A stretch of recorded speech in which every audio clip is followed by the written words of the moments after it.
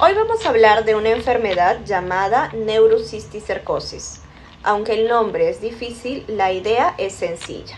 La neurocisticercosis es una enfermedad que afecta al cerebro y ocurre cuando unos pequeños parásitos que vienen de un gusano llamado Taenia llegan al cerebro y se quedan allí formando quistes. Estos parásitos, por supuesto que no se ven a simple vista, pero pueden causar problemas serios de salud, sobre todo en la cabeza y en el sistema nervioso. Esta es una enfermedad que se puede prevenir y por eso es muy importante conocerla. También es importante aclarar algo: no se contagia por comer carne de cerdo bien cocida. La neurocisticercosis se contagia cuando una persona ingiere los huevos del parásito, que pueden estar en agua contaminada, alimentos mal lavados, manos sucias. Y esto suele pasar cuando no nos lavamos bien las manos después de ir al baño, o se preparan alimentos sin higiene, o no hay acceso a agua limpia o desagüe. Por ejemplo, si una persona infectada no se lava las manos y luego cocina, los huevos del parásito pueden pasar a la comida e infectar a otra persona. Por eso, la higiene va a ser clave para evitar esta enfermedad.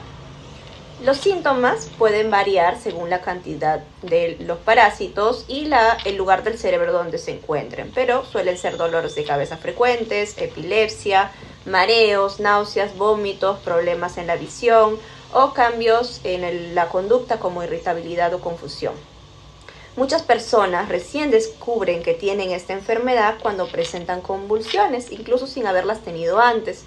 Por eso, es importante acudir al centro médico apenas notes algo diferente.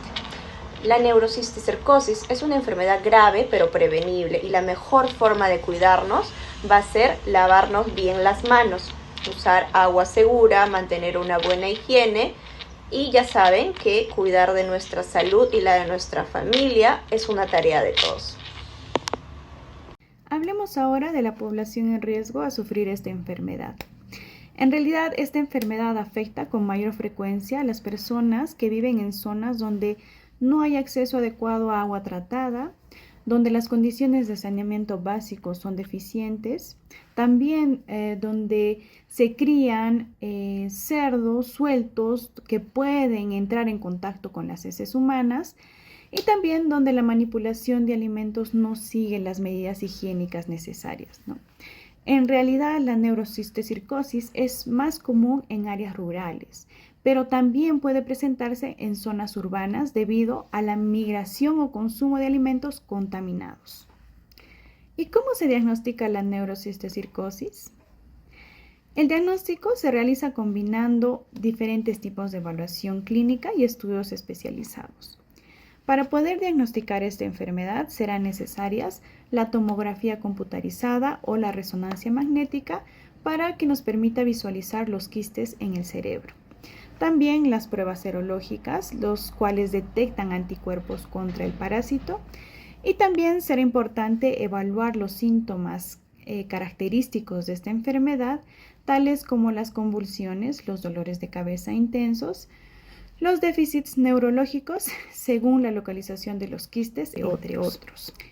En realidad, el diagnóstico temprano mejora significativamente el pronóstico de la persona. Hablemos ahora de lo que debemos tomar en cuenta para prevenir esta enfermedad. En realidad, la prevención de la neurocisticercosis suele ser sencilla y altamente efectiva, pues se relaciona con una higiene adecuada, como lavarse las manos muy bien antes de comer y también después de ir al baño, beber agua segura o hervir el agua antes de ser consumida.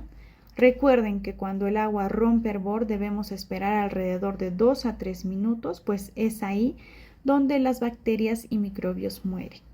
Si en algún momento desean comer carne de cerdo, es muy importante que la carne esté bien cocida, evitando por favor comer carne cruda o semicocida. También debemos mejorar el saneamiento para evitar la defecación al aire libre. Si por ahí usted cría cerdos, es muy importante la desparasitación de los animales regularmente. Y también debemos educar a la comunidad sobre la transmisión y cómo prevenir esta enfermedad. Es así que la neurocisticercosis es una enfermedad prevenible. pues con hábitos básicos de higiene y educación comunitaria podemos reducirla drásticamente. Cuidarnos es una responsabilidad compartida. ¿Qué hacer cuando se sospecha neurocisticercosis en alguna persona cercana o algún familiar o tal vez algún amigo? Primero tenemos que considerar reconocer los signos de sospecha. Para esto es importante considerar los síntomas que pueda presentar esta persona, como son posiblemente las convulsiones de inicio reciente, lo que es las cefaleas de forma crónica o como también de forma progresiva. También un signo de sospecha es los signos de hipertensión endocrinal, ¿no? ¿A qué me refiero? Puede ser vómitos, puede ser visión borrosa. También está el déficit neurológico focal y los cambios cognitivos o conductuales que pueda presentar esta persona, ¿no? También la hidrocefalia sin causa clara. Estos signos de sospecha son importantes identificarlos para poder asistir a un tratamiento o alguna derivación inmediata a evaluación médica, ¿no? Para poder trabajar lo que es la evaluación médica o la derivación, la persona en este caso que presenta estos signos de sospecha debe ser evaluada de forma urgente con, puede ser el área de neurología, como también puede ser el área de medicina, ¿no? En lo que es el área de emergencia. Especialmente si surgen estos tres indicadores principales que son las convulsiones, la alteración del estado de conciencia o los dolores de cabeza de forma intensa y los vómitos. Por lo tanto, es importante confirmar este diagnóstico.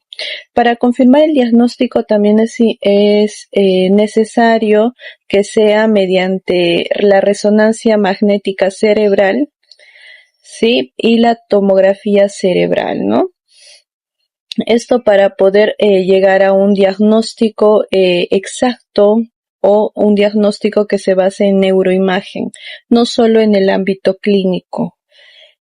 Muy aparte de todo lo mencionado, considero que siempre debemos tomar las medidas de prevención, ¿no? Que entre ellas está lo que es el lavado de manos, el consumo de carne de cerdo bien cocida. Hay que tener en cuenta que tenemos que cocinar muy bien nuestros alimentos y también lo que es la educación sanitaria, ¿no? Mitos y realidades de la neurocisticercosis. La neurocisticercosis se adquiere por comer cerdo o por comer carne de cerdo específicamente.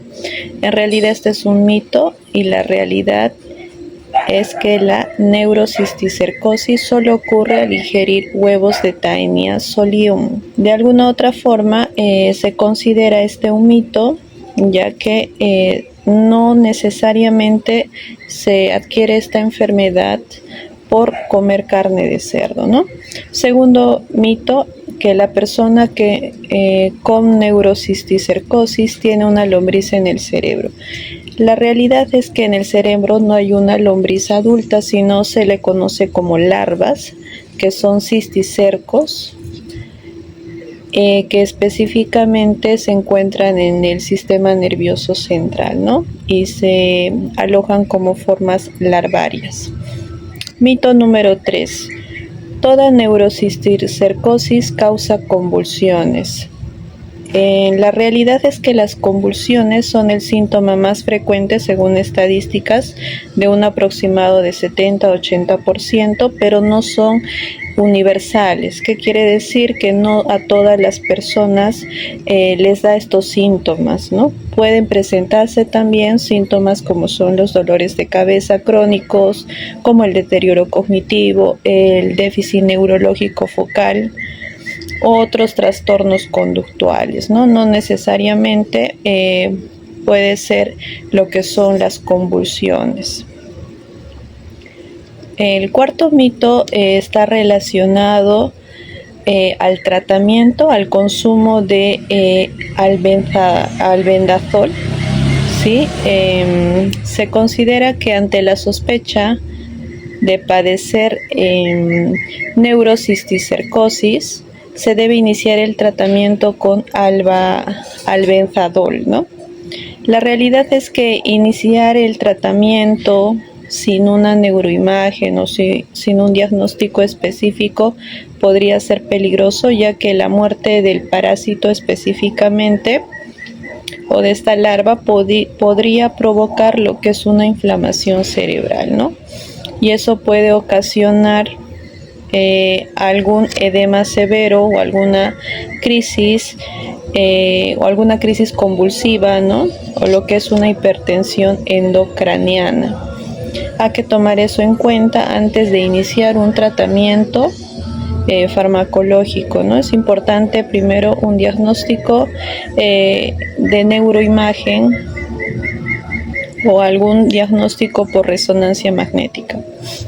El mito número 8, se considera que esta enfermedad solamente afecta a personas de zonas rurales o de pobreza extrema, ¿no? La realidad es que puede afectar a cualquier persona que consuma alimentos contaminados o conviva con algún portador de teniasis o no haya un adecuado lavado de manos, como también el lavado de alimentos o estos aspectos sanitarios que tenemos que tomar en cuenta, ¿no? Mito número 9. La neurocisticercosis es básicamente una enfermedad psiquiátrica.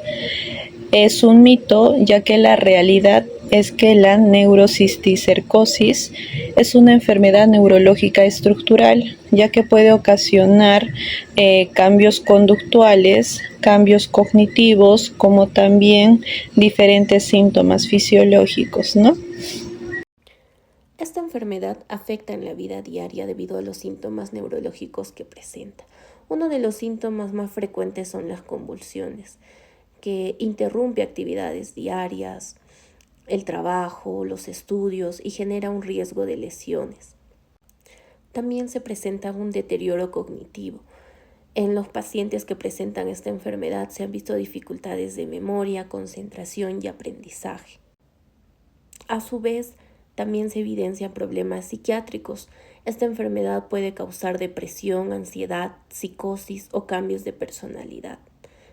Dentro de los síntomas físicos, los dolores de cabeza son bastante intensos. Hay la probabilidad de sufrir de hidrocefalia, hay alteraciones visuales, la visión es borrosa o incluso puede provocar la ceguera. Las limitaciones que provoca esta enfermedad afectan al trabajo, el estudio y a la interacción social del paciente. Sin embargo, no solo afecta la vida diaria del paciente, sino también de la familia, ya que estos presentan una carga emocional ante el miedo y la frustración o incertidumbre de la enfermedad y sus complicaciones, el estrés económico debido a los gastos médicos, medicamentos y la posible pérdida del paciente, y la sobrecarga de cuidados, ¿no? Ya que a menudo es un familiar quien asume el rol de cuidador principal, afectando su propia salud y rutina. El estigma social, ya que la asociación con la epilepsia puede generar discriminación, y el impacto en la dinámica familiar. Debido a los cambios de conducta del paciente, se pueden alterar las relaciones familiares y la convivencia dentro de la familia. En cuanto al tratamiento de esta enfermedad, es individualizado y se adapta según la etapa de la infección, ya que combina ciertos fármacos. Se usan fármacos antiparasitarios como los cisticidas, en los cuales encontramos el albendazol y el praziquantel, los cuales se usan para eliminar los quistes. La duración puede ser entre semanas o meses dependiendo de la respuesta del paciente o el tipo de quiste. Para el manejo de síntomas o complicaciones se usan los corticoides como la dexametasona y la prednisona, anticonvulsivos como la garbamazepina y la fenitoína, y los analgésicos para manejar la cefalea. También se puede utilizar intervención quirúrgica para aquellos pacientes que tengan hidrocefalia o quistes grandes obstructivos.